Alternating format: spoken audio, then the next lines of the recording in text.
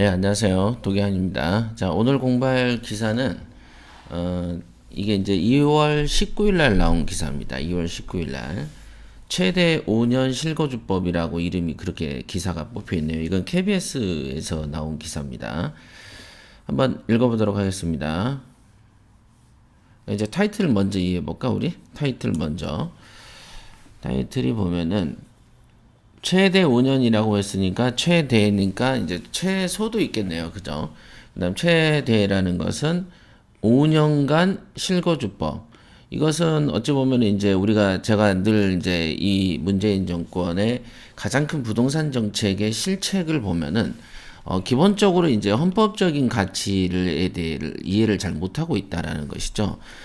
나름 이제 변호사도 있고 뭣도 있고 막 그런긴 한데 사람이란 게 그렇잖아요. 뭐 예를 들면 경찰이면 민중의 지팡이지만 경찰이라고 해서 모두 다 민중의 지팡이 역할을 하는 거 아닌 것처럼 또 옛날에 우리가 이제 과거에 군사 독재 시절에는 보면은 그 헌법의 이론을 제시하고 그 어떤 독재의 근거를 변호사들이 제시를 하거든요. 그런 것처럼 이게 그다음 친일파도 똑같은 거죠. 친일파도 그 당시에 보면은 그 관료들 공부한 사람들이 항상 어떤 그 권력 지향적인 사람들이 어떤 그 자기가 알고 있는 것을 잘못 자기 출세의 도구로 삼다 보니까 논리를 제공하는 거죠.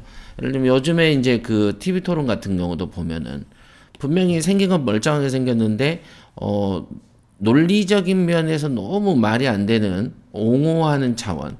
예를 들면 이제 우리 아이가 다른 애를 때렸어. 그러면 그 때린 경우에 이제 그 가해자가 되는 거죠. 그럼 가해자의 부모로서 죄송합니다 이게 아니고 야 네가 맞을 짓을 했으니까 때린 거겠지라고 얘기하는 그런 류의 어떤 사고들이죠. 그리고 자기 자식이 맞으면 세상에 그 분노하는 것처럼 그러니까 어떤 상황에 어떤 객관적인 어떤 게 없는 거는 인간의 어떤 본질적인 속성 같기도 한데 여기에서 보면은 우리나라의 그 헌법은 우리는 자유민주국가잖아요. 자유민주국가입니다. 그죠? 자유민주국가다. 이 자유에서 이 자유는 뭐냐면 가장 큰 요소 중에 하나가 옛날에 헌법상에는 표현의 자유라는 게 있습니다. 표현의 자유. 그 다음에 또 하나는 뭐냐면 거주 이전의 자유가 있습니다. 거주 이전의 자유. 요런 거가 옛날에 이제 왕정 시절, 군사 독재 시절에 또는 지금에 남아있는 공산당들이 하고 있는 것 중에 가장 대표적인 게 표현 못하게 하고 거주 이전 자유 못하게 하는 게 이게 이제 주로 독재 국가 또는 공산주의 국가에서의 공통된 특징들이 나타나거든요. 이런 게 일종의 보면 옛날에 왕권 사회에서 나타나죠. 거주 이전의 자유와 표현의 자유를 제한을 합니다. 통상. 그런데 지금 이 정권에서 가장 나타나는 이 부동산 정책의 가장 큰 병폐가 뭐냐면 거주 이전의 자유하고 우리가 있는 사유재산 제도 내 재산을 내가 마음대로 한다라는 이 사유재산 제도 예를 들면 내가 1억 원이 있어. 근데 내가 1억 원을 그냥 내가 어디다 버려버릴 수 있는 거죠. 산에다 묻어버려도 그건 내 돈이 날아가는 거니까 상관이 없는 거죠. 그죠? 이런 어떤 특별한 어떤 우리가 이제 헌법에는 이런 게 있단 말이에요. 개인의 자유를 근본적으로 보장합니다. 그러나 개인과 개인들이 있단 말이죠. 개인과 개인들. 보면은 개인의 자유를 보장하는데 개인과 개인들이 이렇게 많이 모여 살다 보면 이렇게 부딪힌단 말이에요. 이렇게 충돌하는 부분이 있잖아요. 사람들이 내 마음대로 길을 갈지자로 걸어가는 건 내 자유인데 그러다 보면 그 국민들이 모여서 살 수가 없잖아요. 그래서 이제 충돌되는 부분들이 있어. 여기에는 개인도 있지만 국가라는 것도 있겠죠. 그다음 그죠? 국가와의 이 개인의 이익이 충돌할 수도 있단 말이죠. 그러면 이 충돌을 때문에 이 자유를 억제한단 말이죠. 그럼 이 자유를 억제할 때는 반드시 법에 의해서 해야 되고요. 그 법도 합리적이어야 되고 기본권을 제한을 최소화하라고 법으로 그렇게 되어 있습니다. 최소화.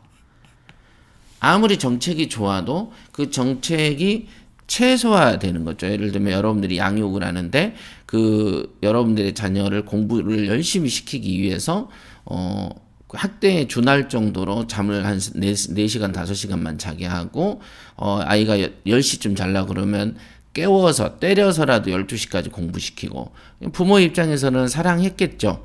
그러나 그런 경우는 우리가 다른 사람이 보면 학대라고 인식을 하는 것처럼 어떤 이제 그 최소화라는 단계에서만 그 권리를 제한하라. 요렇게 이제 우리나라 헌법에 되어 있단 말이에요.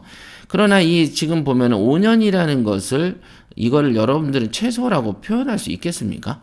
여러분들 5년간 이 집에서만 꼭 살아야 된다라는 것을 여러분들에게 의무를 부여하고 그 의무를 위반하면은 감옥에도 보내고 벌금도 매긴다면은 그게 여러분들의 입장에서 어때요? 이거 그래 최소지.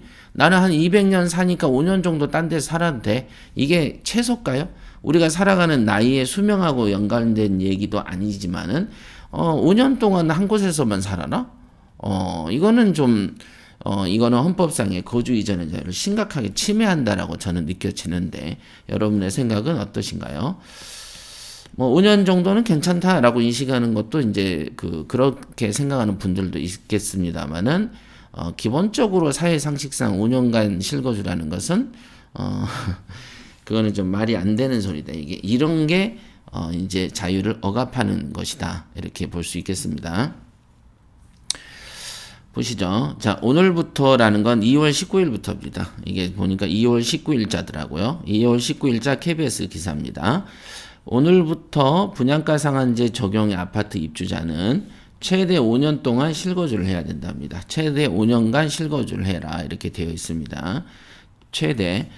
단기 시세 차익을 막기 위한 조치다. 자, 어저께 제가 기사 읽어드릴 때 말씀드렸습니다만 2021년부터는 1년 미만 안에서 파는 거를 단기 시세 차익이라고 하거든요.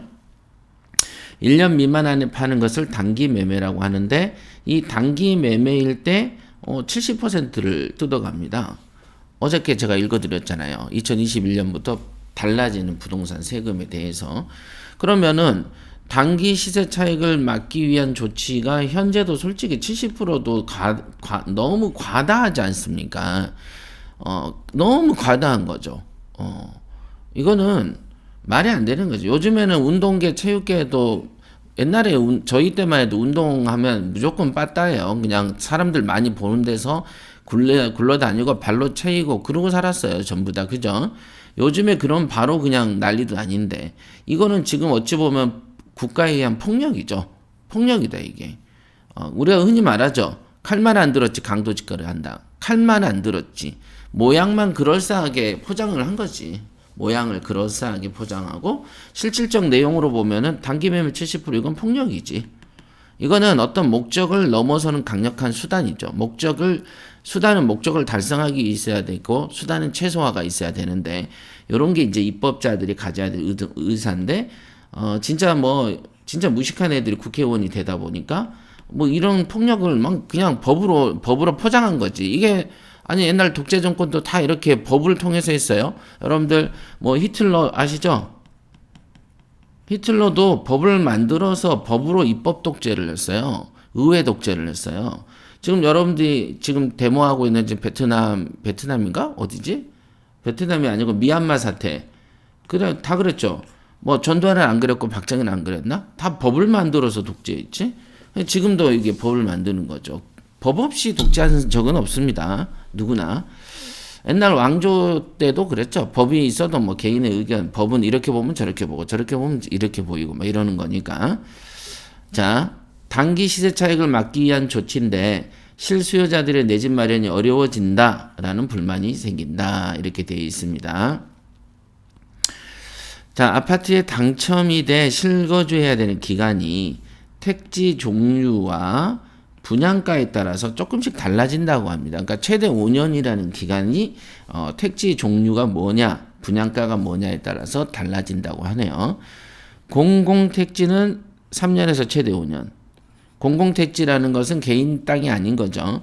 민간 땅도 주변 매매가의 80% 밑으로 분양을 받으면 3년 동안 의무적 거주 이렇게 되어 있네요. 그러니까 최대 5년이 실거주인데 국가가 공급하는 공공택지 안에 있으면은 5년.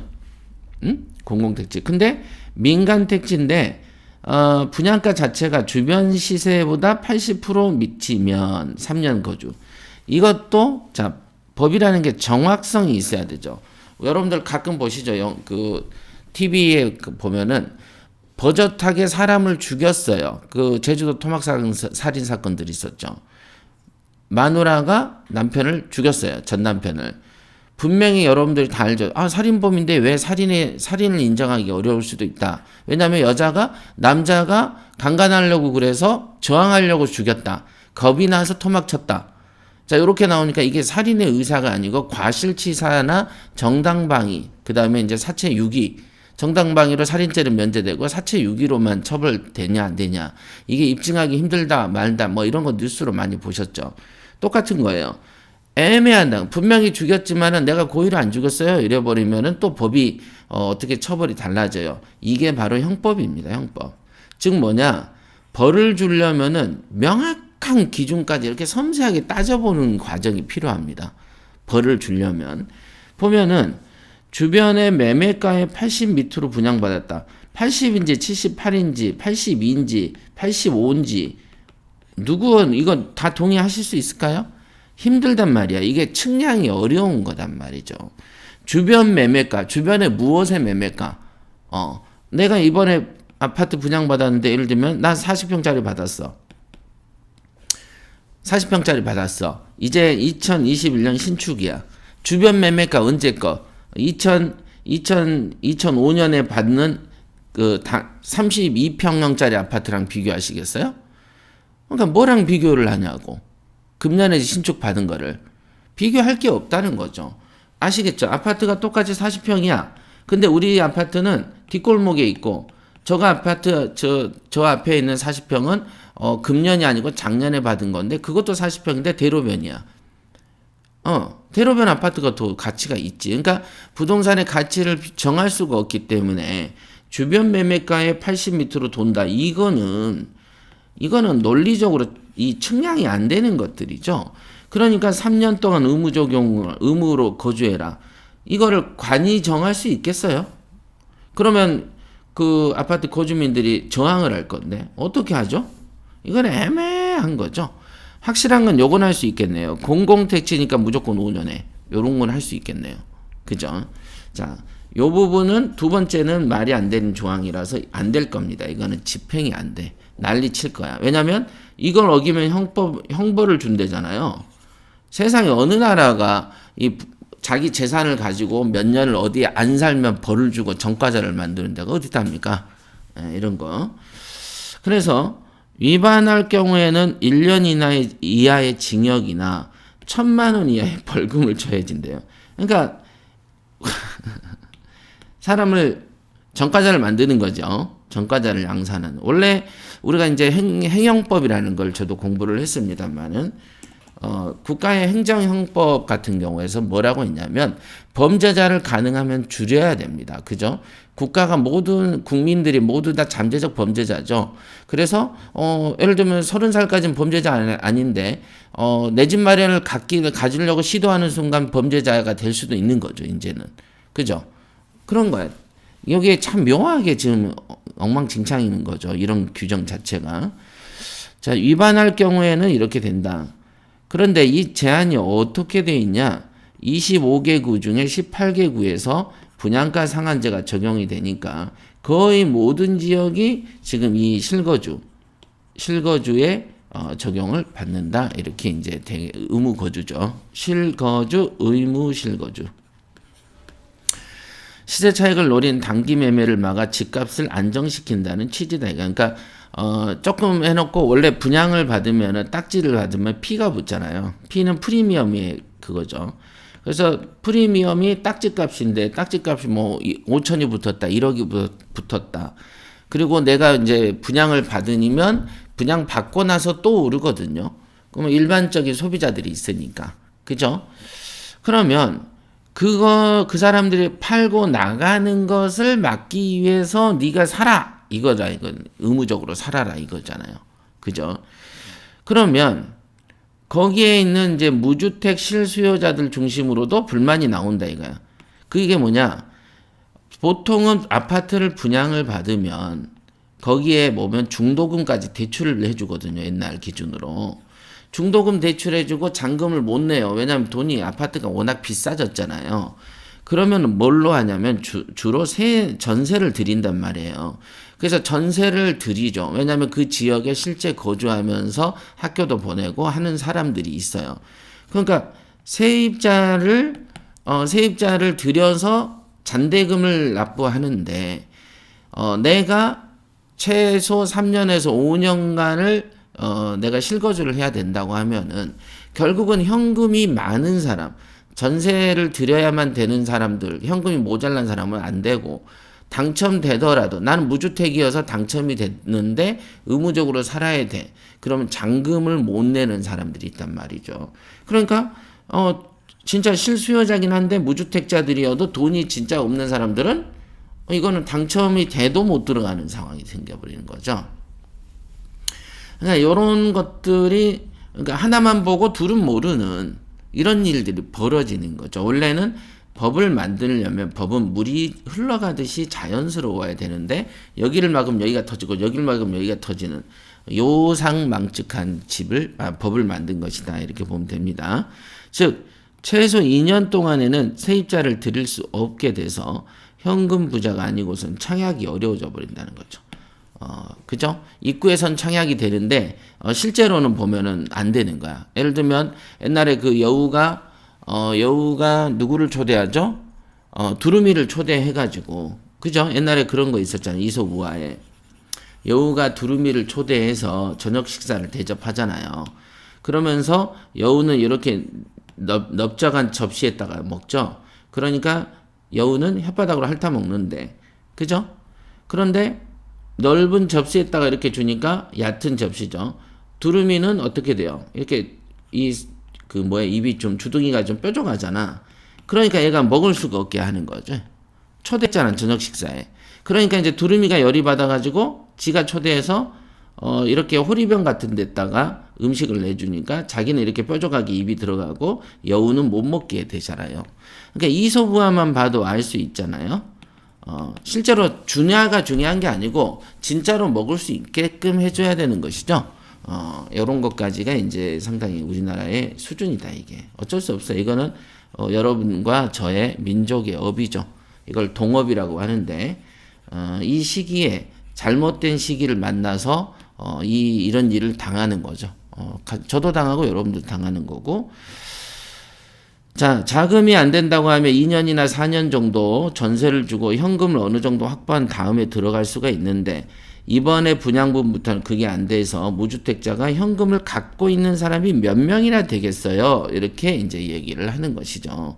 그러니까 실제로는 옛날엔 아파트 하나 받으면 꿈이 이루어지는 거였는데 이제는 어려워져 버린 거죠. 그러니까 갈수록 없는 사람들은 사다리가 없어져 버린 거죠. 사다리가 없어지는 거죠. 자, 그래서 신규 아파트 전세 물량이 했고요. 신규 아파트 입주 단지에는 전세 매물이 많이 쏟아지는 게 원래 보통 있는 현상이죠. 일반적으로 신규 아파트가 딱 들어오면 전세 매물이 많이 공급이 되기 때문에 낡은 아파트의 세입자들이 어떻게 돼요? 조금 가격을 못 올리죠. 그러니까 낡은 아파트 집주인들이. 그런데 지금 법령 개정 이후에는 전세 매물이 줄어버린다. 왜냐하면 이 금년부터 공급되는 것들, 금년부터 분양받는 것들에는 의무적인 실거주 기간이 적용이 되기 때문에 더더군다나 공공택지는 5년간 실거주기 때문에 원래 공공택지를 통해서 이 정권이 주택의 공급량을 늘리겠다라고 하고 있는 입장에서 공공택지에서 공급되는 집들을 의무적으로 실거주를 줘버리니까 오히려 공공택지에서 주택 보급량이 더 안 돼버리게 되는 것이죠. 그럼 공공택지에서의 분양받은 사람들이 저렴하게 받으면 서민을 위한다고 볼 수 있지만 이미 서울에서는 몇 억씩 올라가지고 다 비싸져 버렸기 때문에 서울이든 경기든 어쨌든 분양을 받는 사람들은 여러분들이 인식하는 서민은 아닌 것이죠. 그러니까 절대로 서민한테는 불리한 정책인 것이죠. 또 거주 의무제가 오늘 이후부터 입주자 모집 신청부터 적용된다면 이겁니다. 그러니까 입주자 모집 신청부터 적용되니까 빠져나갈 길이 없죠. 실제 입주까지는 3년 정도 걸리기 때문에 전세 시장에 미치는 영향은 크지 않을 걸로 봤다라고 그 국토부 관계자는 그렇게 표현하나 봅니다. 그죠? 실제 입주까지는 3년 걸리니까 당장에는 이 법에 영향이 없다라고 느끼나 본다. 이렇게 봅니다. 당장에는 그렇게 보인다. 왜냐하면 집이 안 지어졌으니까 그거는 너무 당연한 거죠. 자, 오늘은 그 2021년부터 신규 분양 받는 아파트, 특히 공공택지가 있는 경우 공공택지에서는 5년까지, 그 다음에 민간 택지 같은 경우에는 최소 3년부터 시작된다고 돼 있죠. 그죠? 여기 아까 몇 년이었냐? 80% 밑으로 여기 있었어요. 공공택지는 5년, 민간 택지는 뭐 매매가에 80 밑으로 싸게 분양받으면 3년. 그걸 안 지키면은 징역, 벌금을 처한다. 무슨 차로 사람 밀었습니까? 자, 이제 이런 것들이 점점 더 다 이제 헌법 소원의 대상이 될 것으로 저는 추정을 하고 있습니다. 제가 이제 가끔 헌법 소원들 사례들 보면은 뭐 이런 걸 제시했구나, 이런 걸 소송 걸었구나 할 정도로 특별한 사례들도 어떤 이제 국민들이 다양한 사람들이 있으니까 이제 그 사람들이 헌법 소원을 내서 관철시킨 사례들이 되게 많이 있습니다. 그죠? 그래서 아마도 요거는 아직 적용되기 전이어서 지금 있지, 적용되면서 동시에 헌법 소원도 많이 벌어질 것으로 분명히 예측이 가능하다, 이렇게 볼 수 있겠습니다. 여기까지 하겠습니다.